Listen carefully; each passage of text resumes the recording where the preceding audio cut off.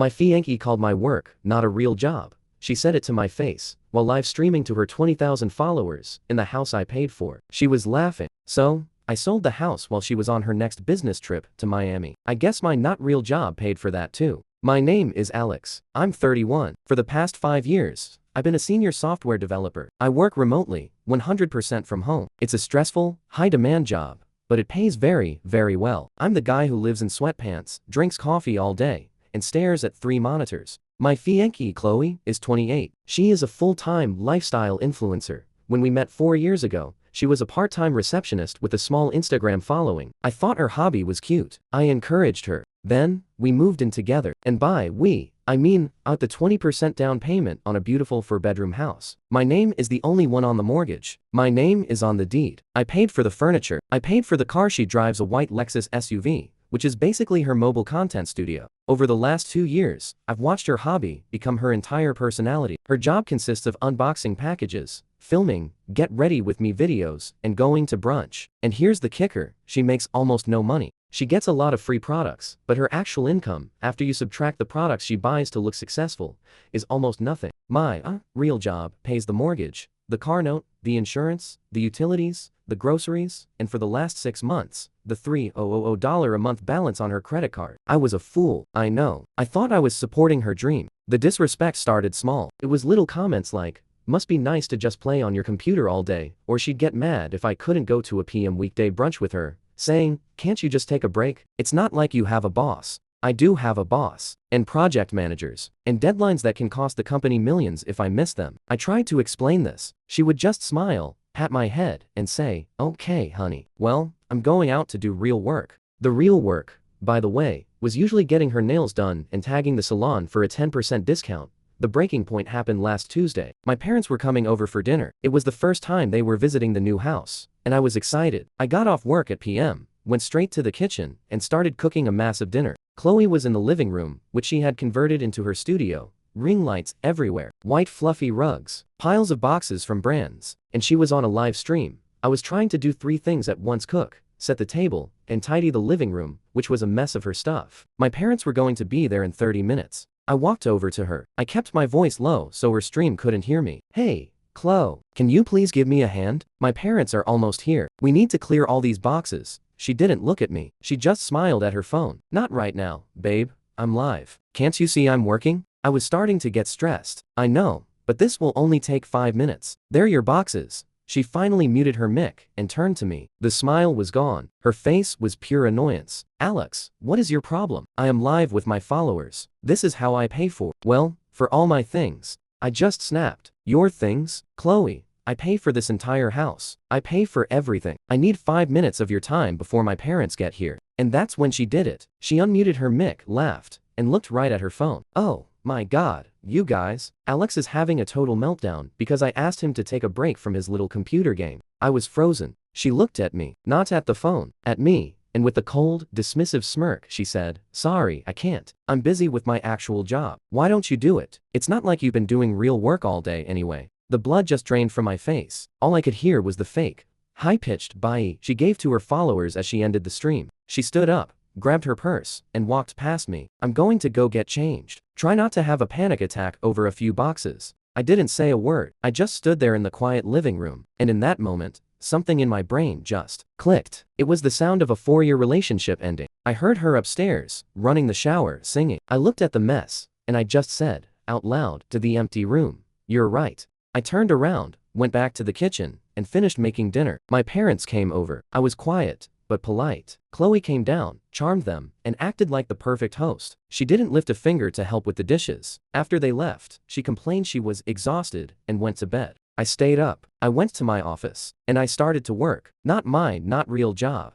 My real job. The next morning, Chloe was all excited. Babe, you will not believe this. That skincare brand? They're flying me to Miami for a week for their new product launch. It's all expenses paid. I just sipped my coffee. That's great, Chloe. When do you leave? Tomorrow? The universe was smiling at me. Wow, I said, putting on my best supportive boyfriend voice. That's amazing. You earned it. Don't worry about a thing here. I'll handle everything. She gave me a kiss. See? This is why I love you. You're the best. Now, I have to go pack. The next morning, drove her to the airport. I paid for her extra baggage. I kissed her goodbye at the security gate. "I'll miss you," she said. "Have the best time," I replied. "You deserve this." I watched her walk through security. Then I got in my car, drove to my bank, and opened a new, private checking account. I went home to my house, and I made 3 phone calls. The first was to a logistics and moving company. The second was to a short-term luxury condo leasing agent. The third was to the real estate agent who sold me the house. You see, the housing market in my area is white hot. I had bought the house at a good time, and it had since appreciated by almost 40%. My agent had been casually telling me for months that if I ever wanted to sell, he could have it sold in a weekend. I called him. "Hey Mark, it's Alex. You said you had buyers for my house?" "Alex, absolutely, man. I've got a family from California with an all-cash offer.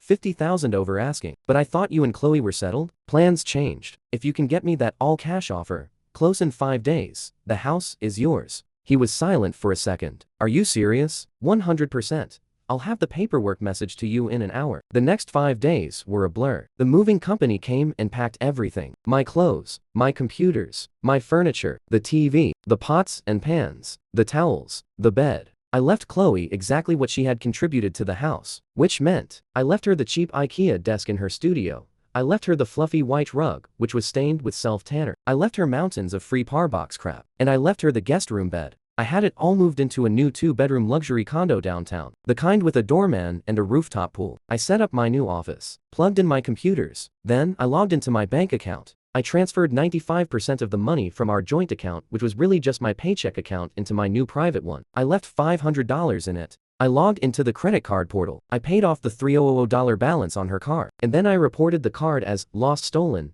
and had a new one with a new number mailed to my new address. Her old card was now a useless piece of plastic. I called the car insurance company. I had her Lexus removed from my policy. I called the phone company. Her line was on my family plan. I had it disconnected. Finally, the day of the closing, I signed the papers. The all-cash offer went through. The house was no longer mine. The money, a very, very large amount, was wired to my new account. I spent the next 2 days setting up my new life. It was quiet, peaceful. Then, Sunday night, my phone rang. It was Chloe, calling from the Miami airport. "Hey, babe, boarding my flight now. I'm so tired. I can't wait to be home. Can you pick me up?" I just smiled. "Sorry, Chloe, I can't." "What? Why not? Are you in the middle of a raid or something?" A little laugh. "No, I'm busy. You'll have to get an Uber." "Ugh, fine." Click. This was the fun part. I knew her flight would take about 4 hours. I knew the Uber ride from the airport was 45 minutes. I put my phone on silent, poured a very expensive glass of whiskey, and put on a movie. 3 hours later, my phone starts blowing up. First, a text. "My key isn't working." Then another. "Alex, seriously, the key isn't working. Did you change the locks?" Then, a third. "There are people inside. I can see them. Alex, I think we're being robbed. Alex, call me. I'm calling the police." I decided to answer. "Hello, Alex? Thank God. There are people in our house. I'm standing on the lawn. They're watching a movie. Who are they?" I kept my voice calm. "Oh, those are the new owners." Silence. Just the sound of cars passing on the road. "What? What did you just say?" "The new owners. I sold the house." "You, what? You sold the house? What are you talking about? This is a joke, right?" "Alex, this isn't funny. Let me in." "It's not my house anymore, Chloe. I can't let you in." "What do you mean you sold the house? Where am I supposed to go? Where is my stuff?" "Your stuff, as you defined it, is in the house. The desk, the rug, the boxes, all your things. My stuff is with me." "With you where?" "At my new apartment." I heard her start to cry. It wasn't a sad cry. It was an angry, frustrated cry. "You can't do this." "What about my car?" "I'm going to drive over there right now." "About that, you might want to check your phone, and your credit card, and your car insurance." What did you do?" "My phone. It's not working. It says, no service." "Right. I disconnected it from my plan. It's not my phone, after all. My credit card. The Uber. It was declined. I had to use my debit card." "Right. I reported the card stolen. It's not my account, after all." She was fully screaming now right there on the sidewalk. "You bastard. You left me with nothing." "I have nothing." "Now, that's not true," I said, taking a sip of my whiskey. "You have your actual job, Chloe. I'm sure your 20,000 followers will be happy to pitch in for an apartment." I continued. "You see, I've been busy with my not real job. It turns out my little computer game was the only thing holding up your entire life. And you were right. You and I, we weren't partners. I was just a walking, talking bank. And this bank is now closed. I'm going to sue you. I'll take you for everything. Take me for what, exactly? The house was in my name. The car is in my name. The bank accounts were mine. You are legally entitled to absolutely nothing. You're just a girl who was staying at my house for a while. And your stay is over. I heard a car door slam. It was the new owners, the husband, coming out. Ma'am, I'm going to have to ask you to leave our property, or I'm calling the police. Chloe just shrieked. I said one last thing. Goodbye, Chloe. Good luck with your actual job. And I hung up. I blocked her on everything. She tried to email me for a week. The emails were pathetic. It turns out, her all expenses paid trip was only for the hotel. She had charged over $2,000 in food, drinks, and clothes to the credit card. The one I canceled. The charges all bounced. The skincare brand was furious and dropped her. She had to call her parents, bawling, to fly her home. They found out the whole story. Turns out, they were not impressed with her influencer career either. Last I heard, she's living in her old childhood bedroom, and her parents are making her get a real job to pay them back for the flight. As for me, I'm sitting in my new condo. The view is incredible. My not real job is going great. And I'm sleeping, for the first time in years, completely soundly.